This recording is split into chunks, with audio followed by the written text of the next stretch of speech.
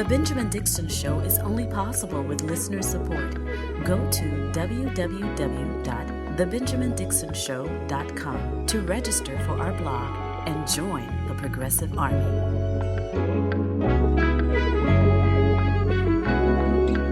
Today is Monday, April 24th, 2023. Thank you so much for joining me. I need to begin with Mark Robinson, who currently serves as Lieutenant Governor of North Carolina. He is a member of the Republican Party. He is a black man, ostensibly. And I say that genuinely, not to just throw off on him. But when you hear this clip of how far he goes into his bag of self-hatred and self-loathing in order to secure the bag from white supremacy.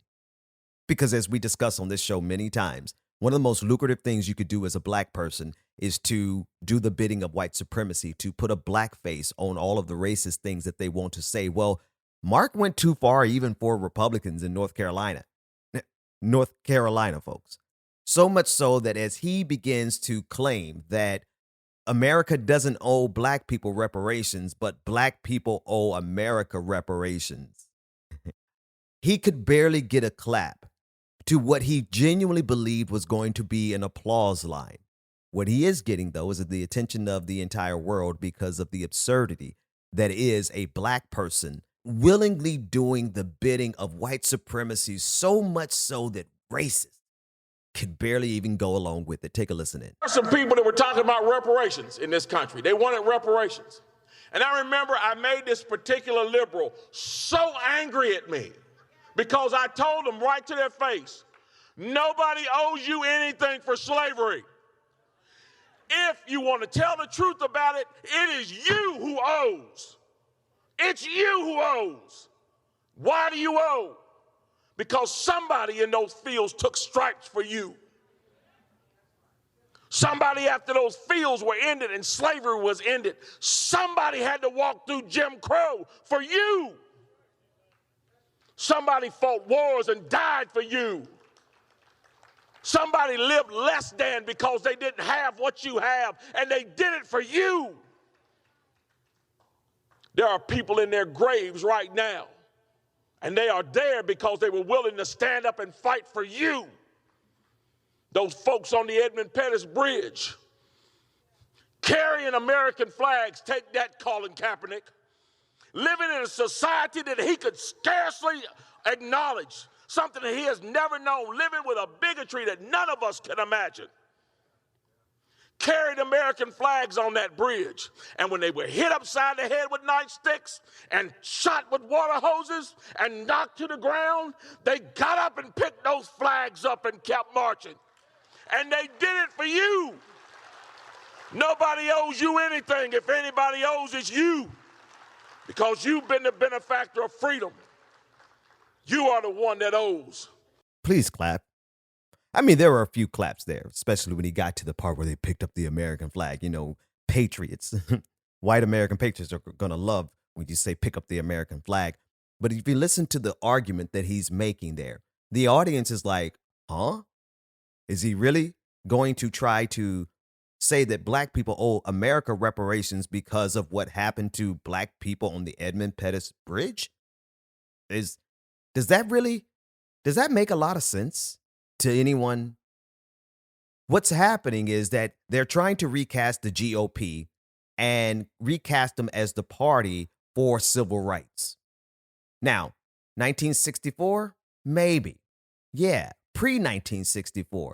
But as we all know, the modern Republican Party is the party of the Confederacy, against which Abraham Lincoln waged the Civil War. So for them to try to make it seem as though the modern Republican Party, which protects and waves flags of the Confederate treasonous South, the party that is attempting to make the South rise again, that's currently talking about secession in several states, that party, they believe that that party today is the party of civil rights. He doesn't really believe that, but he has to be able to justify in his mind the fact that he has completely sold his soul out to get notoriety and to move up in a political party that is, without question, the party of white supremacy. Today, for the last 50, well, now 60 years, This has been the party that all of the racists in this country run to so that they could find a way to maintain their Southern strategy, to maintain their power over this system, because that's what white supremacy is. White supremacy is power. They're not supreme by any measure. It is their control over the system. And people like Mark Robinson, Candace Owens, and a couple of other, Vernon Jones, what is Vernon Moore, whatever his name was, the guy from that switched parties in the state of Georgia. It'll come to me in a minute. But they do realize that the power structure in this country is a white supremacist power structure. They have just committed their souls to obtaining power and money and resources by any means necessary. And that means selling out to racism. This doesn't mean that you can't be a black Republican. Okay, if you want to be a black Republican, you might have some explaining to do, but that doesn't mean that you have sold your soul out to white supremacy. To make this level of disingenuous bad faith argument that is so convoluted that I believe he probably confused the conservatives in the room, because they were like, wait a minute, are you saying that the civil rights movement was actually okay? Because a lot of Republicans today do not believe in the civil rights movement. Let's be clear. I'm not talking about the modern civil rights movement, Black Lives Matter. Of course they oppose that. I'm saying that in retrospect, there are Republicans who look back in the past and believe that the Voting Rights Act and the Civil Rights Act of 1964 and 1965 were anathema. Barry Goldwater literally argued against it in his book, Conscience of the Conservative. So let's be clear about what's going on here. You have a black man who's trying to feel confident in his soul that he has not betrayed the ancestors. Yet he has to do so in front of a room of people who were probably killed his ancestors. They are descendants of the very people who lynched his ancestors. And the way he gets away with it in his mind is to embody and adopt this fallacious and bad faith argument that black folks are not owed anything by this country, but rather black folks owe this country. It is as convoluted as it is coonery, Mark.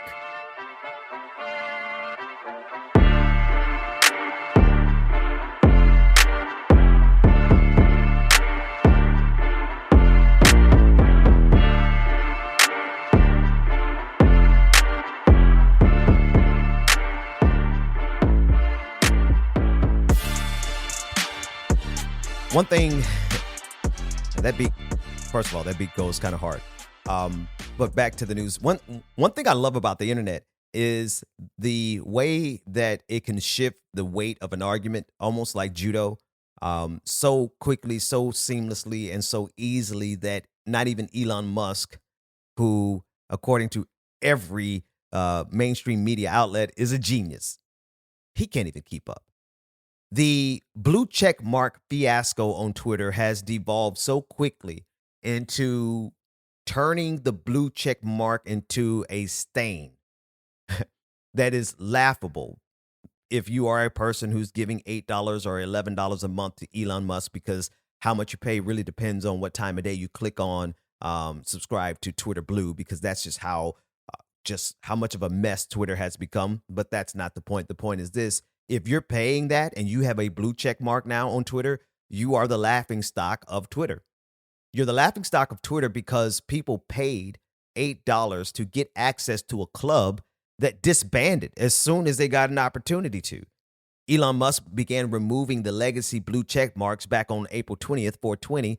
And in response, the vast majority of celebrities and influencers or journalists or whoever else had the blue check mark let the blue check mark go. And the rest of everyone on Twitter started mocking hilariously to scorn all of the people who decided to pay Elon Musk $8 a month so that they could be a part of the in crowd. Now, some people paid him $8 a month to, be able to forward their journalism a little bit further. But for the most part, the people who are now in the blue check mark cabal, they are the dregs of social media. They are the QAnon conspiracy theorists. They are the Pepe frogs. They are the lap dogs for Elon Musk, the yes men who always go into his replies and say, Elon, you're so amazing. You're so great. Here are my $8. And it's so funny how almost overnight, the blue check mark went from being coveted by people to being mocked by the masses. And in response to that mockery, Elon Musk even started reactivating Twitter blue check marks for people who were a part of the hashtag Block the Blue movement. Hashtag Block the Blue began trending on Twitter as folks started using the blue check mark as an indicator of who you should block. Now, this is not just fun and games, which it totally is fun. it is a game, but there's a little bit more to it because Elon Musk has made it clear that their new algorithm will deprioritize anyone who gets muted or blocked by someone who has a blue check mark. And so, because the overwhelming majority of people who now hold the blue check mark on Twitter are QAnon conspiracy theorists, they are anti-vaxxers, they are pro-Putin propagandists, they are the right-wing Marjorie Taylor Greene cabal of the entire social media world.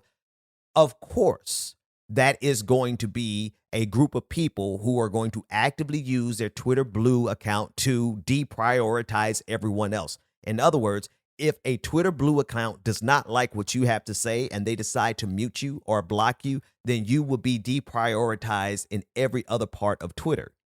And in response to that, hashtag Back the Blue came together and said, you know what? Let's preemptively block all of these people to protect our own accounts and to mock them to scorn, because you have to be some type of creature to want to give this billionaire $8 a month in order to be a part of an in crowd that is now saying we don't want to be a part of you. That's the funniest part about this, is how many conservatives have gone on Twitter to just cry about the fact that no celebrities want to be a part of the blue check squad anymore. They really believed that they could purchase access to an elite club, right? And then that club make them a part of the club, like as if paying access is what got these blue check marks in the first place. I never had a blue check mark on Twitter. I never had a blue check mark on Twitter. I have one on Facebook, but I never cared. It never prevented me. Not having a blue check mark did not prevent me from leveraging Twitter in the way that I did over the years to be able to not only build this platform, but to break news. I was able to get it. Really simply put, if you had something of value to say on Twitter at one time, it would foment to the top naturally, whether you had a blue check mark or not. I mean, there's plenty of examples, not just me, of people who never had a blue check mark, who had an enormous amount of influence, almost to the point where you would say, well, yeah, that person should have a blue check mark. And this is what conservatives, overwhelmingly so, conservatives thought that they were buying. They thought that people would like their comment more because they had a blue check mark, or follow them more because they had a blue check mark, or whatever the case may be. But what we're seeing now is that, yeah, your tweet is getting prioritized to the very top of the reply section in any thread if you now subscribe to Twitter Blue. Congratulations. But you still don't have anything of value to say. You still don't have anything people want to hear. You still are the trolls of the internet. You just have a blue check mark, and now everyone can see more easily just how unimaginably ignorant and bigoted this group is. The engagement rate is something ridiculous. Like, there was one particular tweet that had a blue check mark account, someone who just subscribed to Twitter Blue, and they had over like 2 million views on the tweet and had somewhere around 100 likes. Congratulations. More people see you and more people reject you. That's what the Twitter Blue fiasco has become. And in the midst of that, Elon Musk began to punish people by giving them their blue check mark back, making it seem as though they subscribed to Twitter Blue, which was embarrassing to so many celebrities. Celebrities were like, wait a minute, I didn't pay for this. I would never pay for Twitter Blue. And Elon Musk trying to show that these individuals either were a part of the Twitter Blue crowd, or in some cases he was using it as a means of punishing journalists like Mehdi Hassan or Matt Bender. I mean, it was so laughable. Stephen King, the prolific author, was so repulsed by the fact that Elon Musk generated a Twitter Blue account for him that he rejected it and said, please send that money to the Ukraine instead. that triggered Elon Musk, who came out and said, I've donated like $100 million to Ukraine. What have you done? This weekend has been hilarious. It has been a case study in the fragility of the ego of people who want to be in an in crowd. I don't care about being in anybody's in crowd. I just wanted to use a platform to break news, to give my opinion, and to be heard.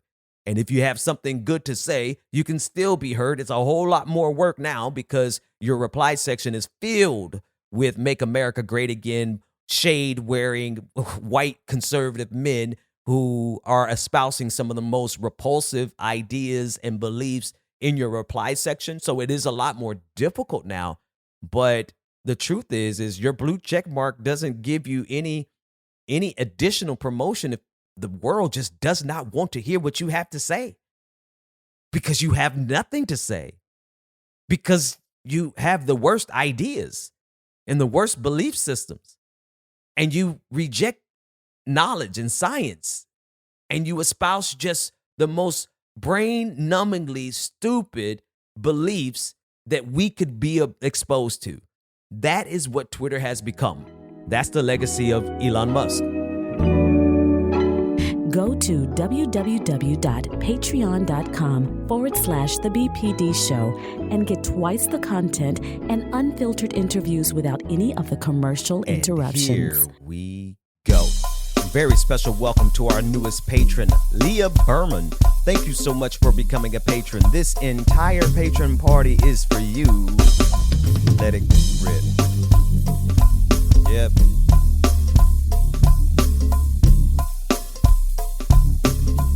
Oh, wait a minute.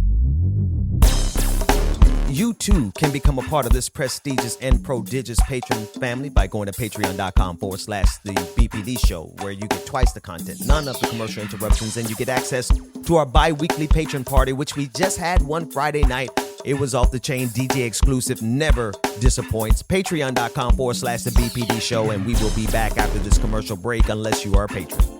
Like Leah, she doesn't have to hear these commercials. We'll be back. Welcome back to The Benjamin Dixon Show.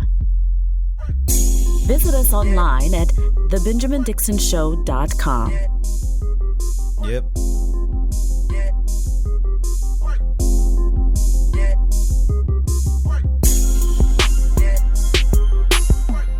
I have been,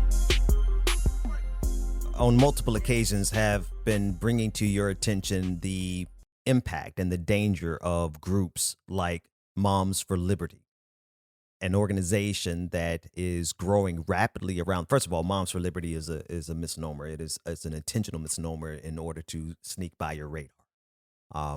Their goal is to gain political power for the conservative evangelical movement. And they are wrapping their agenda in protecting the children from obscene material in schools. And in their attempt to gain that political power, they're using the LGBTQ community as cover to not only attack the LGBTQ community, but also attack Black people and Black authors.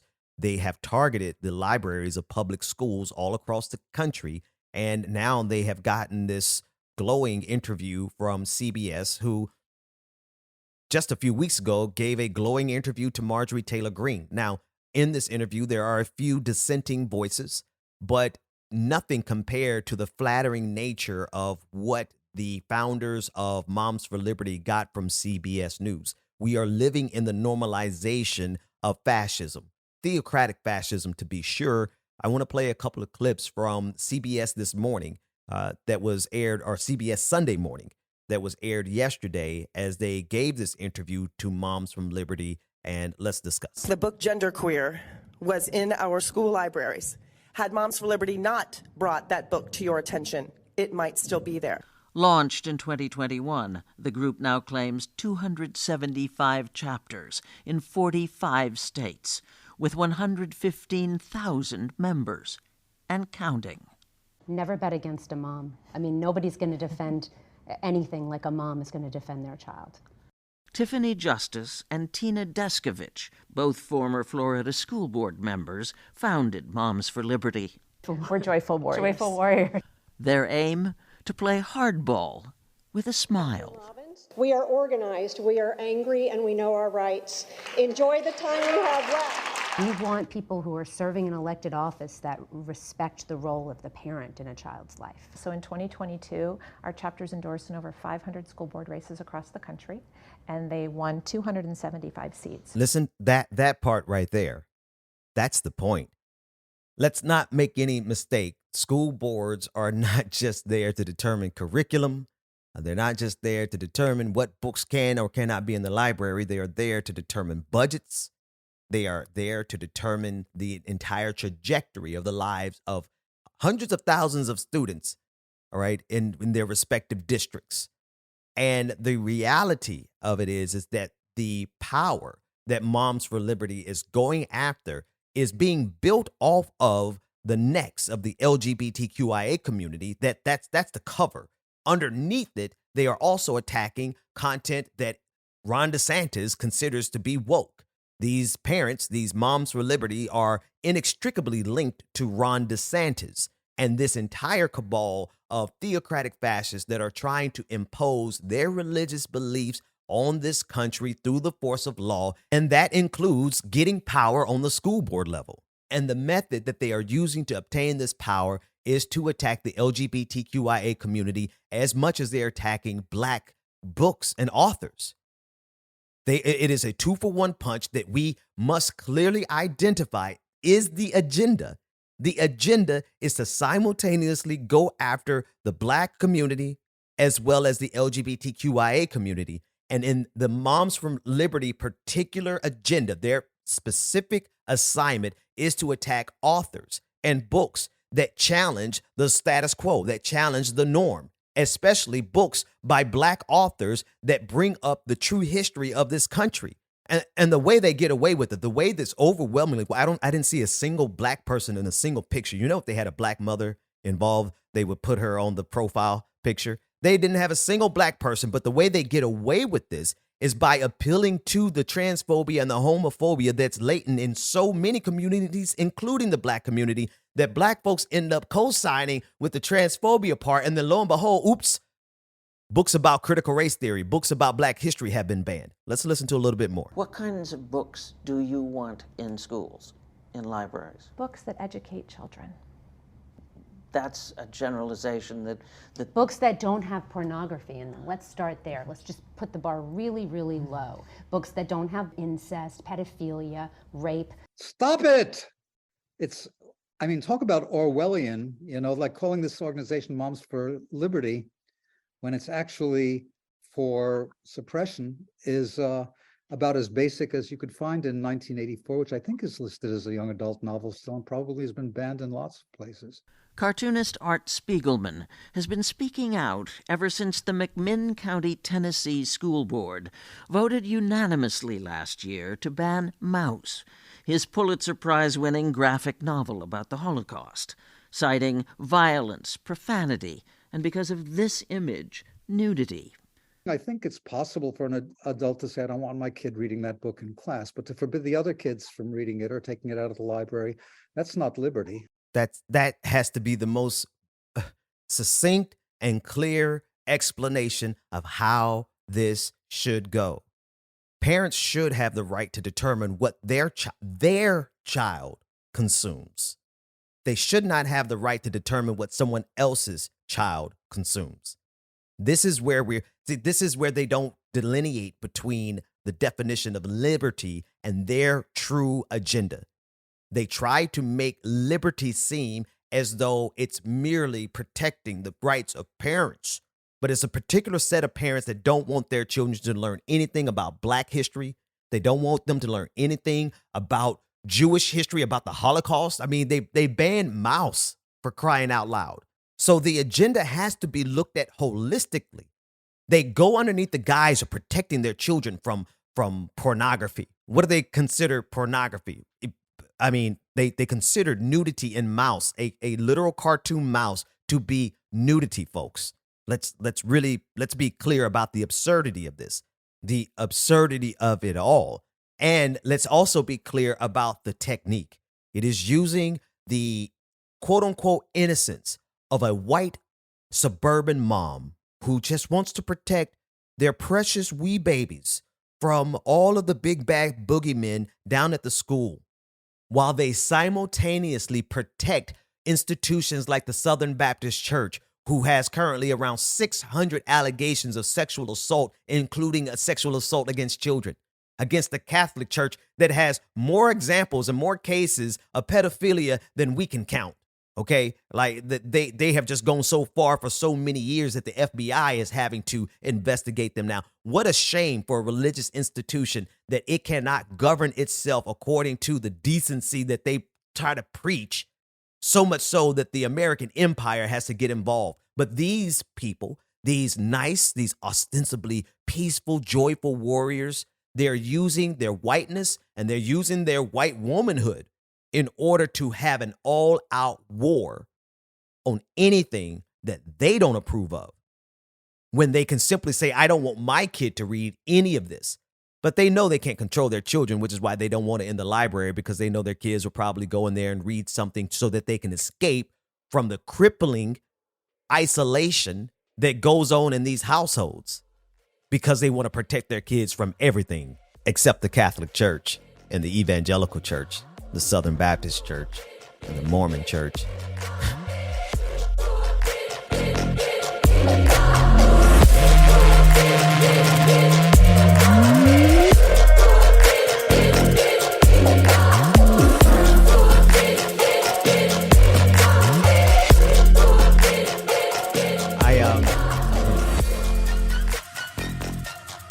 The new music is going hard.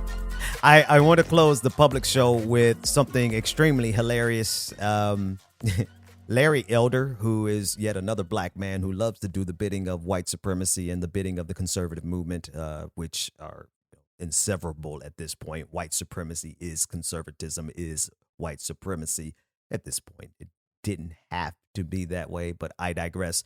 Larry Elder, who is running for president, he announced on Tucker Carlson's show, which basically means he's not running for anything. He just wants the notoriety. Larry Elder is, well, not that smart, and neither is Jordan Peterson, or at least they fell for fake news, which I know we're all susceptible to at some time, but this one is particularly funny. Larry Elder tweeted out the following quote: Budweiser brands won't be welcomed at Oktoberfest for the first time in 75 years. The website that he shared this information from was the Dunning-Kruger Times.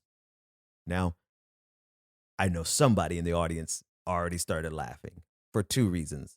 Number one, Budweiser has never been at Oktoberfest. Ever. And the Dunning-Kruger Times, do they not know what the Dunning-Kruger effect is? When you're so stupid that you don't know that you're dumb. That's the Dunning-Kruger effect. And guess who quote tweeted it? Dr. Jordan B. Peterson. He said, good riddance, Budweiser USA. This is all connected to the so-called boycott that conservatives ran into in order to protest Bud Light and their one guy. It turns out that this wasn't even a promotion of Dylan Mulvaney. It was like one beer can that they sent Dylan Mulvaney, and then that individual shared it on their timeline. And because Dylan Mulvaney is trans, people like Matt Walsh lost his mind and just went on his biggest crusade of his life, which we'll talk about. I'll play a clip of Matt Walsh getting roasted. Not really roasted, but he got handed his butt by a student. We'll talk about that in the after show. But just the Dunning-Kruger Times.